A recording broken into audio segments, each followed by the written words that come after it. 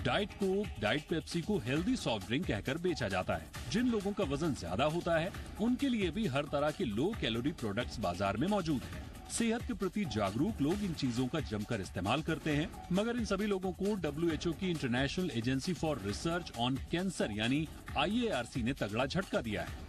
दरअसल बाजार में सभी healthy cold drinks, ice cream, chocolate, chewing gum और कई दूसरी खाने पीने वाली चीजों में एस्पार्टम नाम का एक स्वीटनर मिला होता है।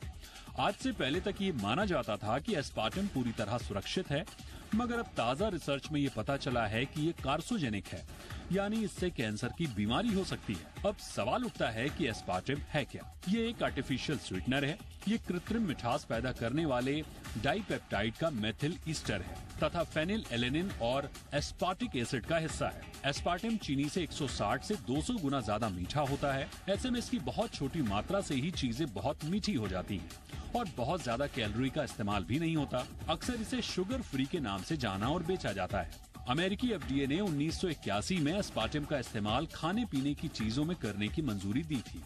तब से लेकर 5 बार इसकी समीक्षा हुई है। अब तो अमेरिका, भारत सहित 90 देशों में अनगिनत खाने पीने की चीजों में इसका इस्तेमाल किया जाता है। एस्पार्टम को चूंकि हेल्दी प्रोडक्ट के नाम से बेचा जा रहा था, इसलिए इसका ज्यादातर इस्तेमाल हाई एंड प्रोडक्ट्स में होता है। अब WHO जुलाई में खतरनाक चीजों की लिस्ट में एस्पार्टम को शामिल करेगा। इसके लिए international agency for research on cancer एक बैठक करेगी, जहां पहली बार एस्पार्टम को इस लिस्ट में शामिल किया जाएगा। हालांकि अंतर्राष्ट्रीय स्वीटनर एसोसिएशन यानी ISA इसे एक साजिश बता रहा है। उसने कहा कि इस तरह की समीक्षा से ग्राहक गुमराह हो सकते हैं। उसका कहना है कि IARC एक फूड सेफ्टी संस्था नहीं है। उसकी एस्पार्टम की समीक्षा वैज्ञानिक रूप से सही नहीं है और ये व्यापक रूप से इसे बदनाम करने वाले शोध पर आधारित है। ब्यूरो रिपोर्ट, जी मीडिया। तो बड़ी दिलचस्प रिपोर्ट है और पूरी दुनिया में इस पर अब चर्चा हो रही है। इस पर आज हमारे शो में चर्चा करने के लिए बहुत खास मेहमान हमारे साथ हैं। चर्चा शुरू करने से पहले आपका परिचय आज के मेहमानों से करा दें।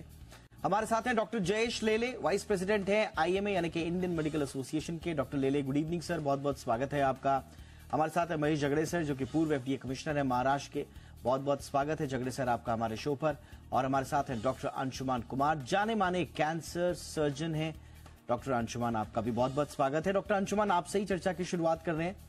अब अगर ये बात अगर वाकई में सच हुई और इसकी तैयारी अगर कर रही है ये संस्था, जो संभवतः औपचारिक रूप से शायद 14-15 जुलाई के आसपास बताया जा रहा है कि औपचारिक फाइंडिंग्स के बाद इसका अनाउंसमेंट होगा, ऐसे में तो सर दुनिया भर के जितने फिजी ड्रिंक्स हैं, च्युइंगम्स हैं, लो कैलोरी फूड्स हैं, लो कैलोरी डाइट वाले जितने सब जगह मैं देख रहा हूं कि इसका इस्तेमाल हो रहा है, तो ये सब आपको पोटेंशियल कैंसर रिस्क वाले घोषित करने पड़ेंगे। कितना महत्वपूर्ण है ये और आप कितना सहमत हैं इस फाइंडिंग से सर? जी देखिए, अभी इस रिसर्च को बहुत पुख्ता तरीके से नहीं लेना है, नंबर 1। उसका कारण क्या है? पैनिक होगा। एस्पार्टम, आपको समझना होगा, ये एक अल्सर के मेडिसिन की तरह इसका रिसर्च हुआ था, लेकिन बाद में देखा गया स्टमक में जो गैस्ट्रिक अल्सर होता है उसमें कारगर नहीं हुआ। 2 एमिनो एसिड का कॉम्बिनेशन था। देखा गया इसका टेस्ट बहुत मीठा है, इसका इस्तेमाल कर दिया गया, क्योंकि रिसर्च में जो खर्चा होता है उसका खर्चा कहीं से निकालना था। बहुत सांस चल रहा था। पेप्सिको ने 2015 में इसको बैन किया, 2020 तक बैन किया, 2020 में फिर से रीइंस्टेट कर दिया कि फिर से हम मिलाएंगे, इसमें चल रहा था। इसमें अभी IARC ने कहा है पॉसिबल कार्सिनोजन मोबाइल यूज को भी कहा गया है, possible carcinogen radio frequency waves को। इसके रिसर्च के लंबे समय तक आने की अवधि की जरूरत है। अब इसमें कोरबोरेटिव एविडेंस, जिसको हम कहते हैं, कुछ कुछ ऐसी कड़ियां जुड़ी हैं जो कैंसर रिस्क को बढ़ाती हैं। ये सच है, कैंसर रिस्क को बढ़ाता है, ऐसी कड़ियां जुड़ी है, जिसमें ल्यूकेमिया मतलब blood cancer, lymphoma lymph node का कैंसर और ब्रेन ट्यूमर से इसका संबंध जोड़ा गया है। ये कुछ रिसर्च में जरूर सामने आया है, इसलिए बहुत अच्छा। दूसरा, क्वांटिटी कितनी और कितने समय तक, ये भी बड़ा महत्वपूर्ण है। कहा जाता है एक जो आप सोडा पीते हैं, नाम किसी का लेना उचित नहीं है, मतलब कोल्ड ड्रिंक जो डाइट के नाम से आती है सारी, 12 से 20 कैन रोज अगर पिए 5 साल से ज्यादा तक, तब कैंसर इसका खतरा बढ़ा। तो ये भी देखना है कि कितनी क्वांटिटी, कितने समय तक आप पी रहे हैं, तो रिस्क है, लेकिन रिस्क है, इससे नकारा नहीं जा सकता है। जी दीपक जी, ये बहुत इंपॉर्टेंट बात आपने बोली। डॉक्टर लेले, आपका क्या इस पर टेक है और इसको भारत में कितनी गंभीरता से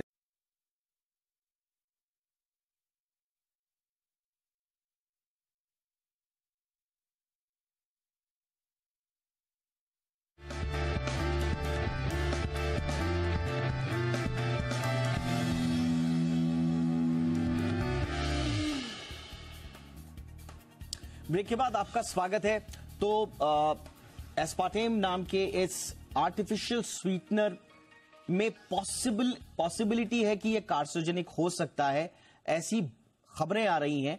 WHO की जो संस्था है उसके हवाले से इस पर ऑफिशियल अनाउंसमेंट संस्था की तरफ से 14 के आसपास आएगा, ऐसी खबरें हैं। लेकिन उससे पहले पूरी दुनिया में इस बात पर बहस हो रही है कि क्या वाकई में शुगर फ्री के नाम पर, डाइट के नाम पर जो हम उत्पादों को कंज्यूम कर रहे हैं, जिसमें बहुत सारी कोल्ड ड्रिंक्स भी हैं और दूसरे उत्पाद भी हैं, च्युइंगम्स भी हैं, तो क्या ये सब हमारे लिए खतरा है? डॉक्टर अंशुमान, देखिए अभी क्योंकि आर्टिफिशियल स्वीटनेस को लेकर ये पहली मर्तबा कंसर्न नहीं आए हैं, हम देख रहे हैं पिछले 2-3 महीनों में 2-3 स्टडीज आ गई हैं WHO के हवाले से ही। इससे पहले आया कि आर्टिफिशियल स्वीटनेस का हेल्दी लोग प्रयोग ना करें, लॉन्ग रन में ये आपको डायबिटिक बना देगा, और WHO की तरफ से बाकायदा पुख्ता स्टडी के बाद ये दी गई। अब इसमें पॉसिबल कार्सिनोजेनिक होने की बात आ रही है, तो ये पूरा प्रश्न चिन्ह लगा रहा है। ये शुगर फ्री का जो पूरा इकोसिस्टम है हमारे देश में, हम तो अपने देश की बात करेंगे, ये पूरे उस इकोसिस्टम पे सवाल उठा रहा है सर।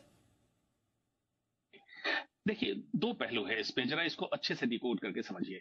इसमें फैटी लिवर होने की बात, टाइप 2 डायबिटीज होने की बात, लॉन्ग एस्टैब्लिश स्टडी है, WHO ने आज उसको उठाया है लेकिन ये पुरानी स्टडी। कार्सिनोजेन वाली स्टडी पहले की भी रिपोर्ट हो चुकी थी, WHO ने उसको एक्युमुलेट करके अभी हाईलाइट किया है। दूसरा एक पहलू हो सकता है, जब कभी भी WHO का कन्फ्लिक्ट किसी संस्था से, किसी पर्टिकुलर ऑर्गेनाइजेशन से होता है तो इस तरह की चीज होती है, उन पॉलिटिकल डिबेट में हम ना पड़े। समस्या कहाँ है? अगर भारत को देखें, डायबिटिक के रोगी अगर इस्तेमाल कर रहे हैं, थोड़ी देर के उनको हटा दें। आपको मालूम है एस्पार्टेम का सबसे ज्यादा इस्तेमाल हेल्दी पॉपुलेशन कर रहा है। डाइट कोक लेगा क्योंकि कैलोरी कम करनी है, लेकिन साथ में बर्गर खाएंगे। इतनी हाई कैलोरी लेके आप डाइट कोक का नाटक कर रहे हैं। भारत की चीजें, जैगरी, गुड़, शक्कर विदेशों में ऑर्गेनिक के नाम पे अनाप शनाप कीमत पे बिक रही है, और हम हिंदुस्तानी जा रहे हैं आर्टिफिशियल स्वीटनर पे, जिसकी जरूरत नहीं थी। जैसा कमिश्नर साहब ने कहा, मैं तो बहुत शुक्रगुजार हूं कि इनको मेडिकल की अच्छी जानकारी है कि इन्होंने कहा कि इतने फाइन केमिकल के लिए हमारी बॉडी बनी नहीं इवोल्यूशन में।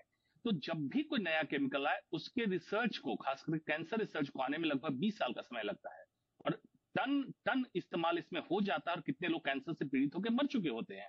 तो हमें जरूरत है अनआइडेंटिफाइड, जिसका एविडेंस अभी तक नहीं आया है, उस चीज का धड़ल्ले से इस्तेमाल ना करें, क्योंकि व्यापार ऐसा गिमिक है, एडवर्टीजमेंट करके मार्केट में लाके आपको पुश कर देते हैं, और रियली इंडिया एक पंचिंग बैग बन चुका है।